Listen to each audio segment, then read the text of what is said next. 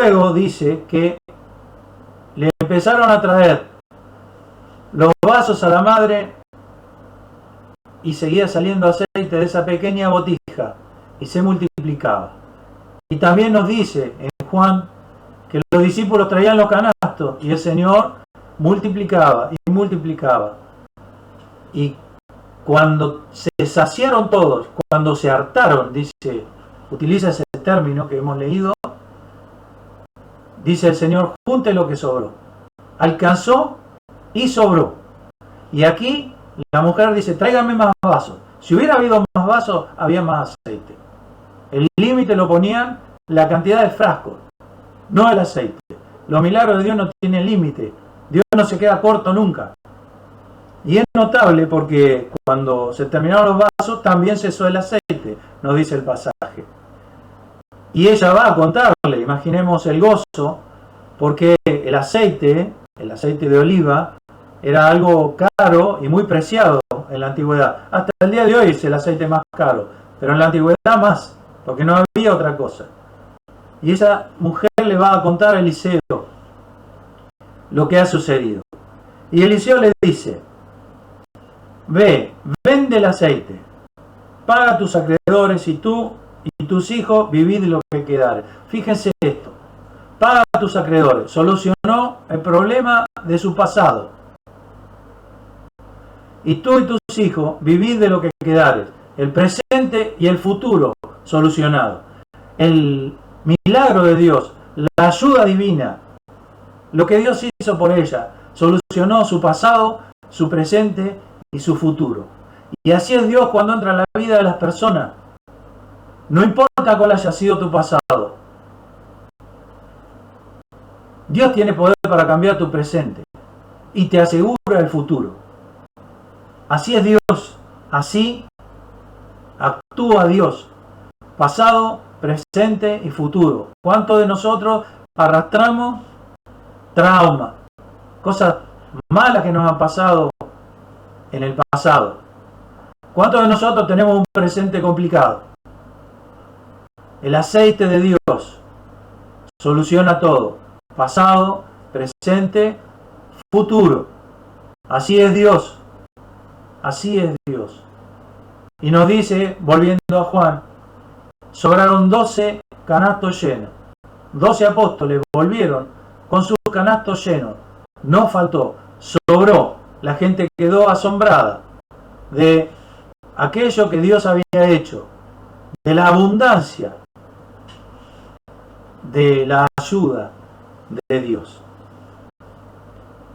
Pero hay algo, estos pasajes, como vemos, se parecen mucho, tienen el mismo esquema.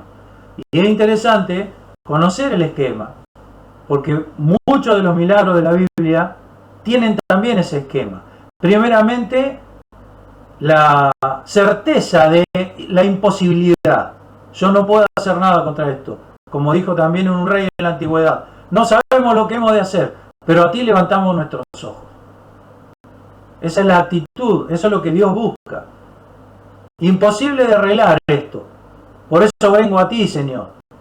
Porque tú tienes poder, tú eres todopoderoso. A ti nada se te escapa. Esto no es algo que no lo has pensado. Me pones en esta situación porque me quieres enseñar algo. Eso por un lado. Esto es imposible. Por otro lado, el orden de mis pensamientos, que eso es lo que más nos ataca cuando tenemos una prueba que no podemos resolver. Nuestros pensamientos se confunden. Por eso dice el Salmo 94, en la multitud de mis pensamientos dentro de mí, tus consolaciones alegraban mi alma. El pensamiento se nos confunde y por eso tenemos que venir al Señor para ordenar nuestros pensamientos. Por eso el Señor le dice, bueno, ahora júntenlo todos los vasos. Y le dice a los discípulos, háganlo sentar de 50 en 50. Una imagen de orden para que los pensamientos se ordenen y no estemos en una desesperación, en un estrés que Dios no quiere. Para que nuestra fe nos calme y mire a Dios. Y luego el milagro mismo, que aquí podemos ver, no es un milagro de Eliseo, porque Eliseo podríamos decir que la aconsejó a esta mujer. No fue Eliseo propiamente el que hizo el milagro, fue Dios mismo que actuó directamente. No fueron los discípulos tampoco los que hicieron el milagro. Los discípulos fueron los siervos. Los milagros lo hace Dios. Los siervos de Dios, como su nombre lo indica, sirven a Dios. Los milagros lo hace Dios. El milagro de salvación lo hizo Dios. El milagro de provisión en nuestra vida lo hace Dios. El milagro de salvar a nuestros hijos, como sucede acá y como sucede en el otro pasaje de Juan también. Porque nos dice Juan que eran 5.000 hombres. Y en otro evangelio, el mismo pasaje, dice 5.000 hombres sin contar las mujeres y los niños. ¿Por qué no cuenta las mujeres y los niños? Porque cuenta las cabezas de familia, a los padres que eran responsables por esa familia. Ninguno de ellos había llevado provisión para su familia. Ninguno de ellos se había acordado que tenía una familia. O bien, no pensaría que iban a estar tanto tiempo. Pero el Señor, en su misericordia, provee para los hijos y para la familia. Y aquí también entonces se nos informa que el Señor está velando por nuestra familia, que está preocupado más que nosotros por salvar a nuestros hijos. ¿Cuánta no sería la congoja de esta mujer a la cual iban a arrebatar los hijos y llevárselo, vaya a saber para qué, para ser vendido como siervo? Tremendo, tremendo. Cualquiera de nosotros estaría desesperado con eso. ¿Y cuánta desesperación hay hoy en día? Porque si bien no existe en nuestro país la esclavitud de esta manera, pero sí existe la esclavitud de otra manera. ¿Cuántas veces vemos salir a nuestros hijos de nuestra casa siendo esclavos de tantas cosas? Esclavos de algún vicio, esclavos de alguna filosofía que los lleva a la perdición, esclavos aún de sus propios pensamientos que adquieren fuera del hogar. Para eso también hay provisión de Dios. Yo he pensado en este pasaje de este milagro, el aceite de la viuda, como se le llama. Y me he dado cuenta, porque muchas veces uno trata de entender cuáles son todos esos símbolos, a qué se aplican. Y me he dado cuenta que es un pasaje de aplicación general.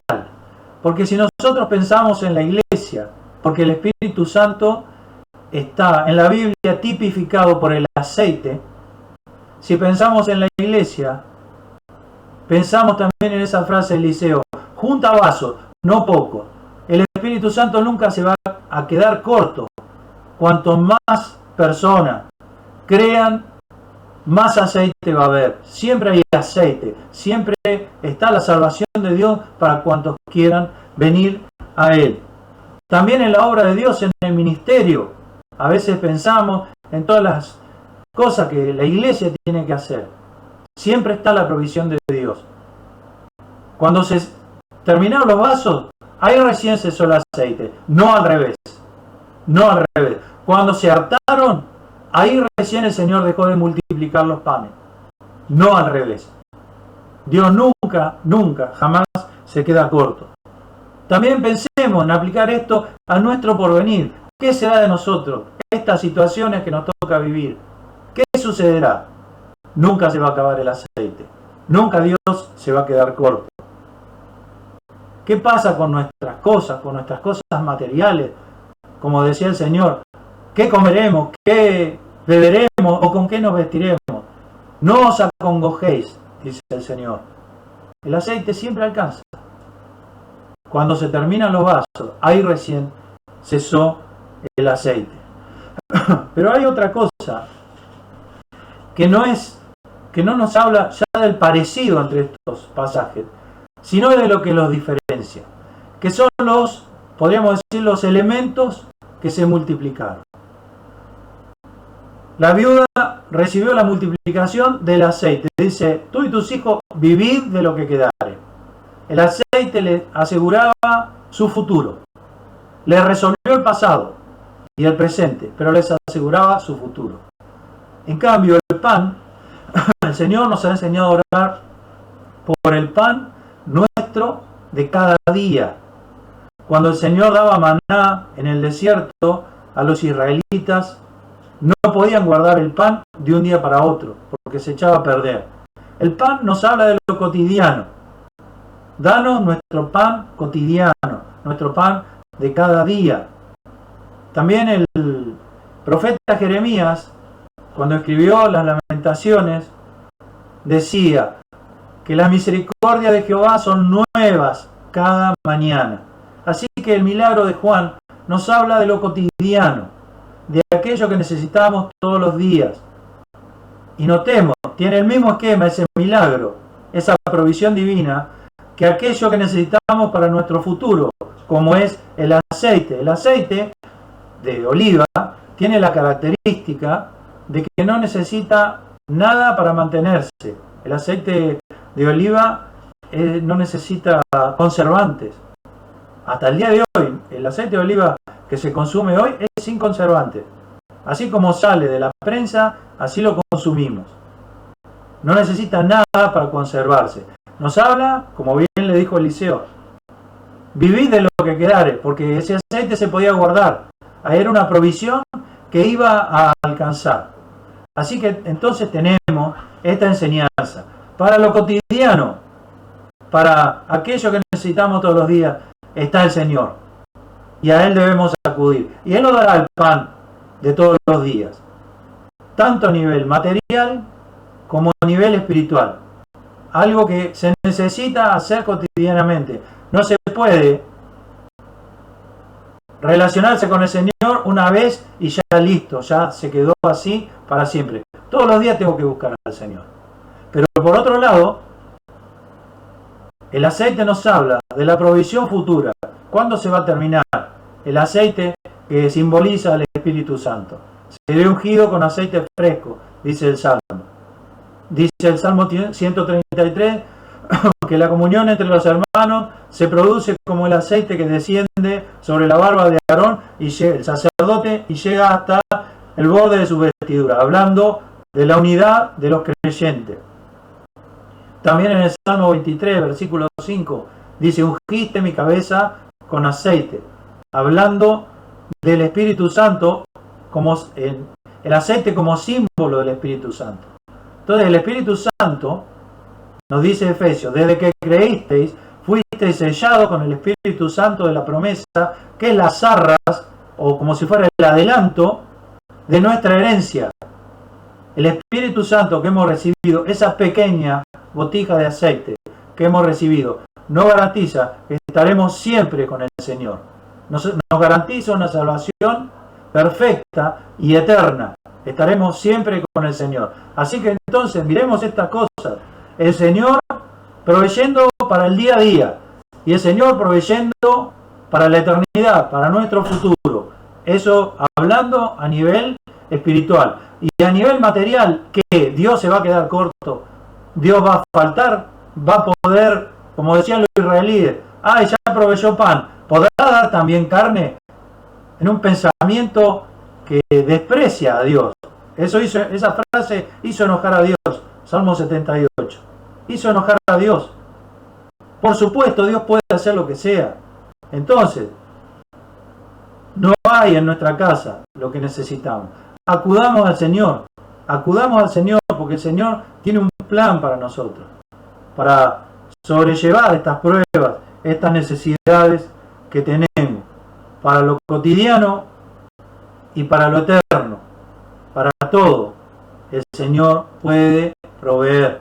Entonces, queridos, en estos momentos que tenemos que pasar situaciones difíciles, que no son los únicos momentos en los que tenemos que pasar situaciones difíciles. Muchos de nosotros hemos pasado muchas situaciones difíciles. El Señor dice: ven a mí, como hizo esta mujer, como hicieron los discípulos. ¿Qué es lo que tienes en tu casa? Para estar seguro de que no hay solución humana para nuestro problema. Cuando llegamos a esa conclusión, el Señor nos ordena los pensamientos y nos encierra con Él, en su presencia, para darnos consuelo, para darnos fortaleza y para que podamos recibir aquel milagro de Dios que necesitamos. Ninguna de estas personas que recibieron estos milagros de Dios lo podrían haber recibido antes. Tenía que llegar a la conclusión absoluta y sin lugar a duda que necesitaban un milagro de Dios, que solo un milagro de Dios, un accionar de Dios podía resolver el problema. Por eso muchas veces llegamos a situaciones límite, porque Dios tiene que hacernos entender que si no es por su accionar, de ninguna manera podríamos salir. Porque si no, siempre quedaría la duda. Si fue nuestra astucia, nuestra inteligencia, la casualidad, aquello que nos sacó de ahí.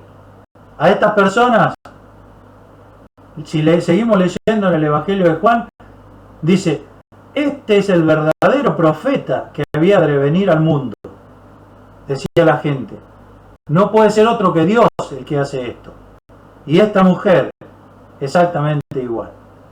Así que tengamos consuelo, tengamos confianza en el Señor, porque, como bien dice Filipenses capítulo 1, versículo 6, el que comenzó en vosotros la buena obra, la perfeccionará hasta el día de Jesucristo, hasta que venga el Señor.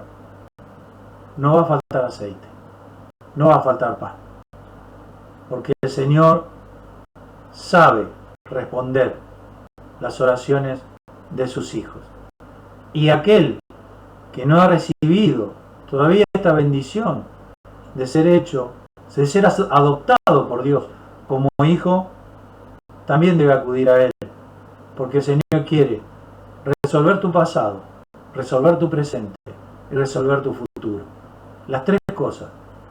Sacarte la carga de tu pasado, sacarte la carga de tu presente y sacarte la preocupación por tu futuro. No solo el futuro aquí, en esta vida, el futuro eterno, porque el Señor ofrece vida eterna, vida que la muerte no puede afectar, si no, no sería eterna.